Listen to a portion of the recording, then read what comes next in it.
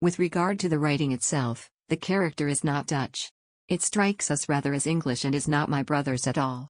This might be explained by the fact that the actual act of writing was not done by my brother alone, but with the help of a more experienced spirit, just as a small child writes its first letters with the help of one of its parents. In our opinion, however, this is a small point compared with the rest of the evidence. The signature is undeniable. My brother's name was Albert, which the family shortened to Ab, which is not the customary Dutch abbreviation for the name.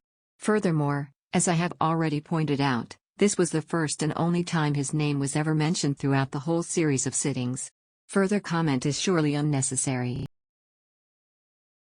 Another instance of the ease with which mediumship overcomes the problems of language occurred a few years ago when I gave a sitting to an Indian visitor named Des. Within a few minutes, his wife manifested to me, speaking in Hindustani. As soon as I heard her speak, I decided to ask the assistance of a spirit interpreter because for me to have relayed the unfamiliar sounds of this language would have made communication extremely slow and difficult. I asked Red Cloud for help. He agreed, but insisted that the wife must first give the essential evidence of identification to the husband in her own language. This she did by slowly enunciating several Hindustani words and names which, to the best of my ability, I repeated to the husband. Mr. Das readily acknowledged his understanding of them and their significance to him. Then, Red Cloud interpreting, the wife spoke of her 3 sons on earth. She gave me the letter B, which Mr. Das said was the initial of their eldest son's name, and she told me the boy's birthday, July 13th.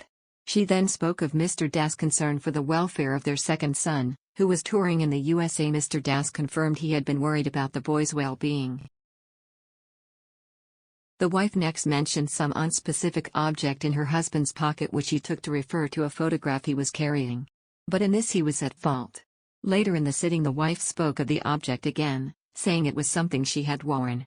I asked Red Cloud for more specific information, and as I did so the wife interrupted with the single word Anak.